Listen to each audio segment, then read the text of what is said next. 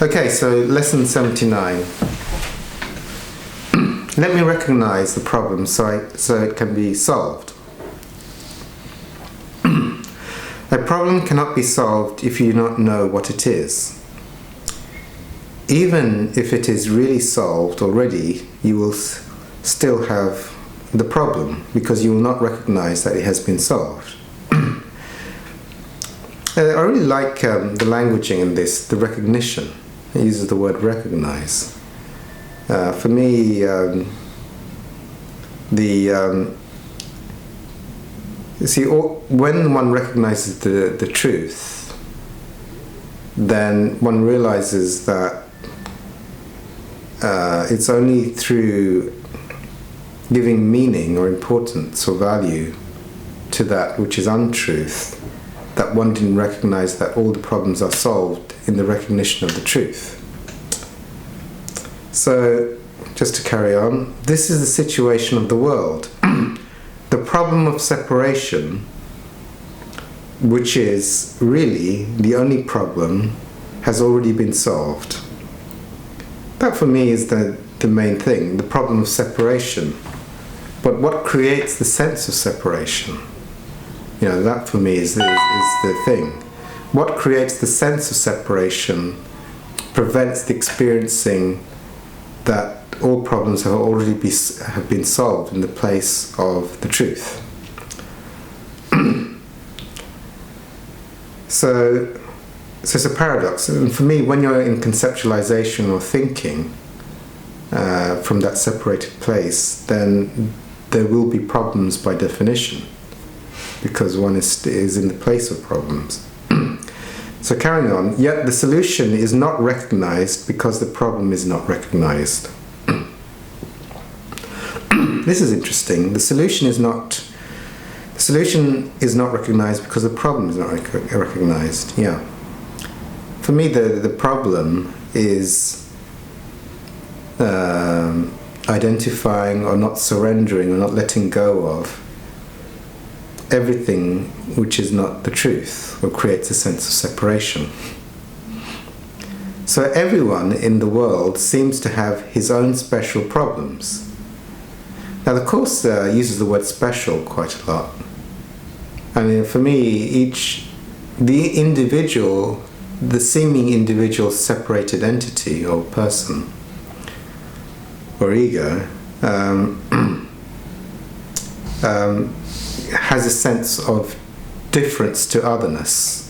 So that's the dualistic or the separated experiencing, or not having the being in the truth where all problems have been solved and there is no separation, you see. So yet they are all the same and must be recognized as one if the one solution that solves them all is to be accepted. So there is one solution, as it says here. For me, there's an absolute solution which fixes all problems. You know, otherwise you'll be in one problem changing to a different problem, to changing to a different problem. But for me, there is a recognition of a solution which banishes all problems. In fact, problems cannot exist there. So, who can see that a problem has been solved if he thinks the problem is something else? It's very interesting languaging. Who can see that a problem has been solved? It's almost like being in the observer position. Who can see, what is the seer of a problem? What seer or observer knows that all problems have been solved? So who can see that a problem has been solved if he thinks the problem is something else? And this is very interesting. Now it's moving from seeing to thinking. Isn't that funny? I think that's quite funny, really. So it's a case for self-inquiry.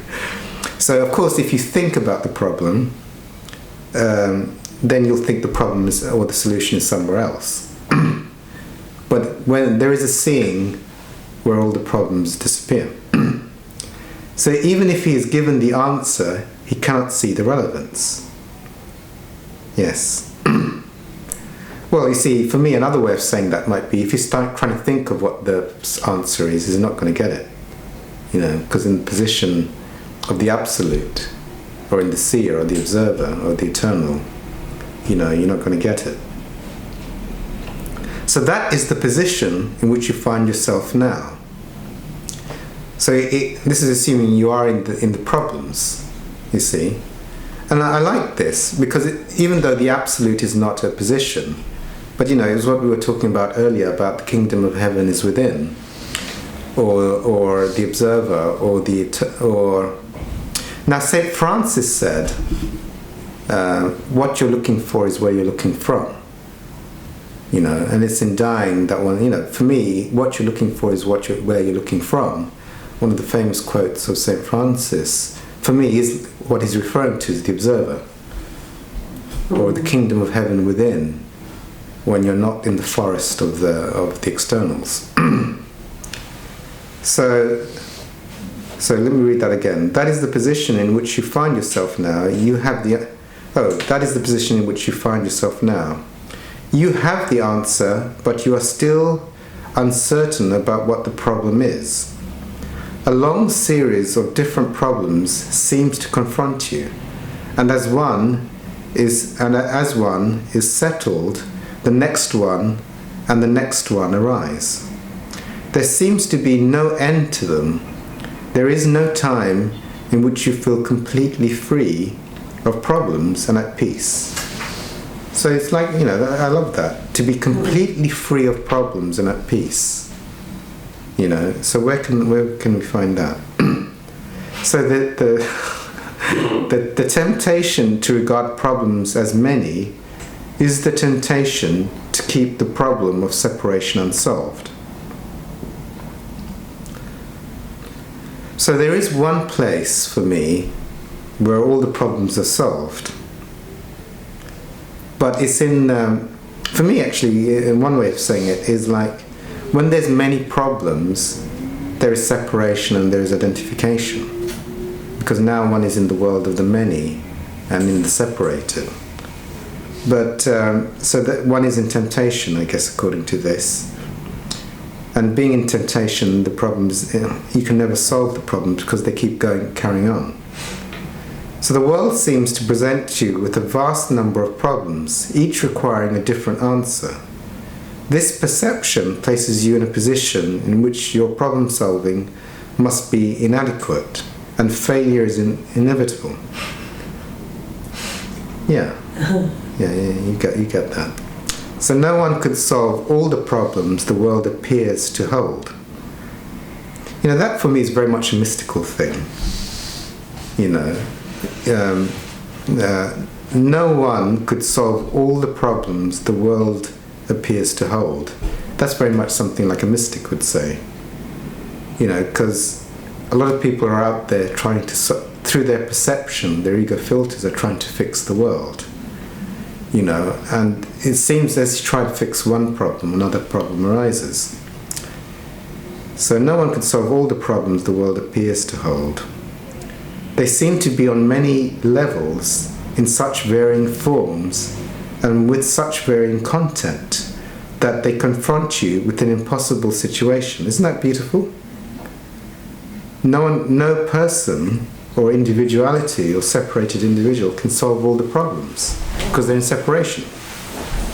So they seem to be on many levels. Of course, once you're in separation, you see lots of problems everywhere, in different levels, in different forms. Again, this word levels and forms is used in the course. And content, form, for me are that which organizes the ego. One is pulled into the content of the thinking, or trying to analyze the world, and one is very much in the world of form, or form relating to other form. You see. So dismay and depression, that's interesting, are inevitable as you regard them. The ego, it's depressing if you're in the world where there's too many problems. So some spring up unexpectedly just as you think you have resolved the previous ones, Others remain unsolved under a cloud of denial and rise to haunt you from time to time, only to be hidden again, but still unsolved. All this complexity is but a desperate attempt not to recognize the problem. For me, the ego is the source of complexity. It's like what I was saying earlier. If you just drop all your thoughts and your complexity and content, then that's where all the problems arise, you see. So, and therefore, not to let it be resolved. So for me, when you're hooking into the thoughts and hooking into the world, you're not letting it be resolved.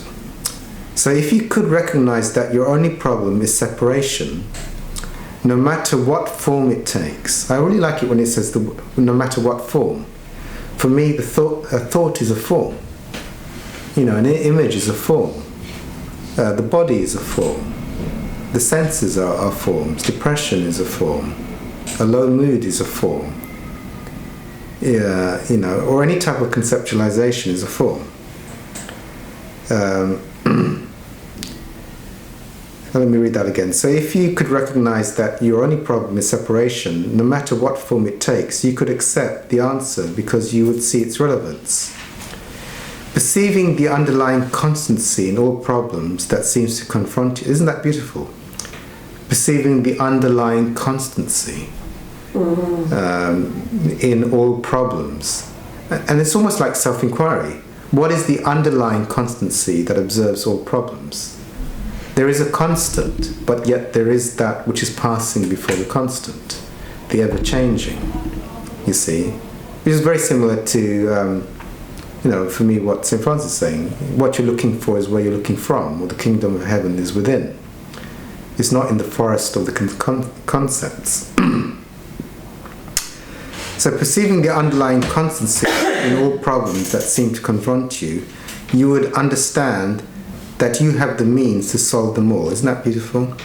Because in the underlying constancy, let's say, for example, in the observing or in the eternal stillness, you will understand that you have the means to solve them all. For me, I wouldn't even use the word understand, but anyway, that's what it said. And you would use the means because you recognize the problem. In the stillness or the eternal or in the observer or in the kingdom of heaven within, or in being still and knowing that one is God.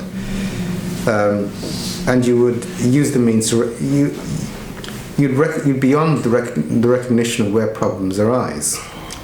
So in our longer practice periods today, we will ask what the problem is and what is the answer to it. We will not assume that we already know. I think what this is trying to, don't try and intellectualize it. Don't assume from your ego that you know. We will try to free our minds of all the many different kinds of problems we think we have. Yeah, that's a great line. We will try to free our minds of all the many different kinds of problems we think we have. So we're thinking them, that's why we're creating them, and that's why we have problems, because of the separate things. So we'll try to realize that we have only one problem, which we have failed to recognize. We will ask what it is, and wait for the answer. We will be told. Then we will ask for the solution to it, and we will be told. The exercise for today will be successful to the extent to which you do not insist on defining the problem. So you'll be successful if you do not define the problem.